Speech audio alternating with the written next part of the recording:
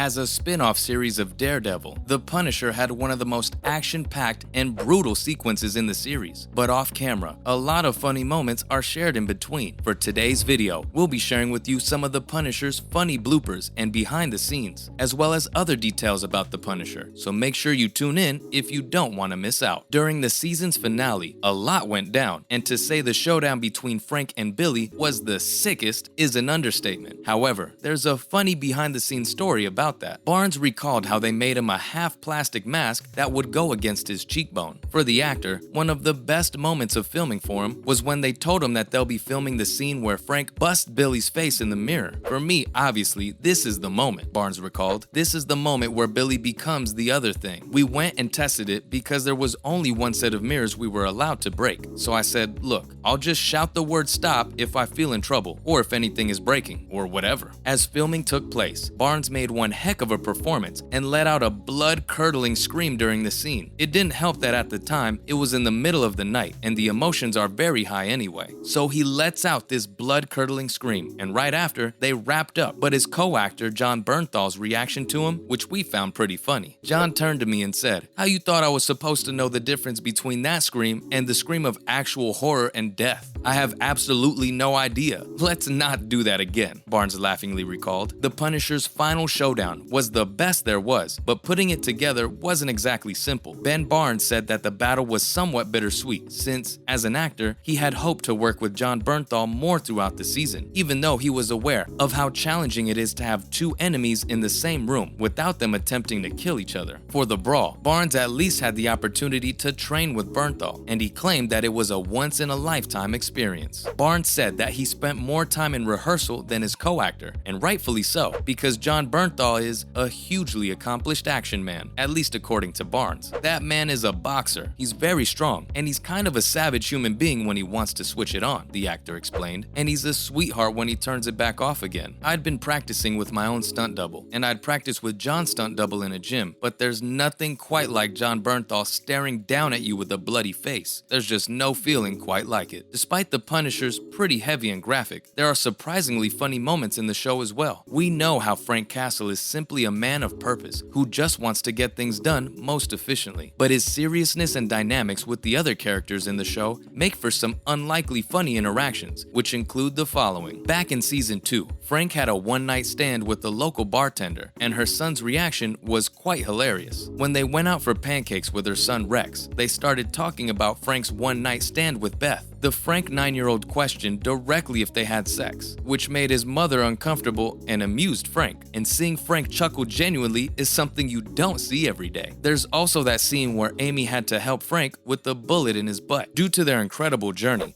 Frank and Amy had to find lodging at a rundown motel. Frank had a bullet in his butt and blood all over his face, so Amy was given the assignment of going inside to rent a room, which made sense. Amy, therefore, asked him for some cash. When he pulls a bloody wad out of his pocket and gives her the side eye, she snarkily replies, "Not suspicious at all," even though it is definitely suspicious. Let's not forget the side character who only wants his sandwich. Talk about priorities. The neighborhood drunk only has one query regarding Frank's release from the little jail. May he have his sandwich? Since it is unnecessary to let delicious food go to waste. Later, as Frank is destroying Pilgrim's men in the woods, he continues to be amusing by declaring that it doesn't matter if Frank is the proverbial devil, as long as they are on his side. Release this man, he's a genius. We cannot emphasize enough how much a killing machine Frank Castle is, and how amusing it is to see him absorbed in a card trick. How can one amuse a murderous machine like the Punisher? A simple card trick. It was amusing to watch him become engrossed and let down as he attempted to determine the location of the Queen in Amy's 3-card Monte. She also criticizes him for overindulging in black coffee and believing he can triumph against all odds. Plus, we also discover Frank's love for pizzas, especially Lombardi's. Frank assumes the role of a parent and reprimands Amy for making purchases with Madani's credit card until he sees some Lombardi's pizza. It appears that as long as there are sausage and mushrooms involved, every fraudulent activity is pardoned. In addition, it's intriguing to watch a person person like Frank become excited over pizza. Frank and Amy make one heck of a tandem, and the scene where Frank almost beat up a pervy photographer also makes it to this list. There were undoubtedly a ton of hilarious Frank and Amy exchanges, but this one is special in a sinister sense. Frank was about to attack a lewd photographer when Amy advised him to save his life. He was incredibly depressed until she revealed to him that he set the property on fire to cheer himself up. And they also have soft moments too, although in true Frank Castle fashion. Amy ultimately got her comeuppance when she grabbed her first gun and shot a man in the chest without thinking about it to save her own life. Of course, you'd be pretty disturbed if you kill someone, so like the somewhat father figure he is to Amy, Frank graciously shoots him in the head to show that he killed him instead and take a bit of the blame. He grinned at Amy as she gave her shady ex-friend the crotch as payment for their difficulties. If you're curious to know if the Punisher has any funny scenes in the comics, since the Netflix series only runs for a couple of seasons, we suggest you try reading the comics, which have a lot of amusing panels as well. For one, there's a time Frank Castle punched a polar bear. Although the Punisher isn't much of an artist, he certainly has a unique way of dealing out violence to those who oppose him. He used the local animals as a weapon when Maganucci's crew of mafia chased him into a zoo, giving one of the thugs to piranhas, another to a snake, and so on. The moment Frank entered the polar bear cage was the best part of this sequence. He slugged one across the mouth after discovering, to his horror, that the polar bears were actually quite gentle. That works really well to put a polar bear in the right frame of mind for killing. In the comics, he also has an amusing relationship with a character named Catherine O'Brien. Catherine O'Brien, who was initially paid to spy on Punisher from a distance, was a love interest who first appeared in the Punisher Max story in the beginning. She began by remarking that the Punisher was remarkably fit for a man his age, and asking aloud about the size of his anatomy to describe her initial impressions of him. The unrestrained sexuality of Catherine would be a recurring theme in the comics. She was startled and aroused when she heard Punisher's gravelly voice coming through a locked door and needed a drink to get through it. When they did get together, Frank's solemn brooding provided a comedic counterpoint to Catherine's chattiness. Then there's also Maganucci. Sometimes it's difficult to tell the difference between comedy and horror, especially when it comes to Punisher stories, particularly those by Garth Ennis. When the mob leader Maganucci attempted to take on the Punisher, she experienced a few small setbacks, including the loss of her arms, legs, and the majority of the soldiers under her command. While Maganucci yelling orders at people while lying on her back in the following pages of the narrative was amusing, the Punisher versus the quadriplegic confrontation was downright comical. Much more recently, in the novel Punisher by Garth Ennis, characters would experience a similar fate. Soviet, with their arms and legs cut off and their eyes gouged out, baked in the Afghan sun. And finally, there's also Mr. Bumpo. Nowadays, people don't really like fat jokes because they appear to be supporting body hatred. The character Mr. Bumpo, though, whose weight was used for laughs without being mocked as a character weakness, appeared in the Punisher story Welcome Back, Frank. Punisher employed Mr. Bumpo as a weapon, crushing an adversary beneath the big man's weight. For the last joke, this may be impolite, but it made the struggle more favorable to Frank. And that's it for today. Hopefully you enjoyed today's video, and before you go, don't forget to hit that like and subscribe button for more videos like this. We'll see you again next time, and thanks for watching.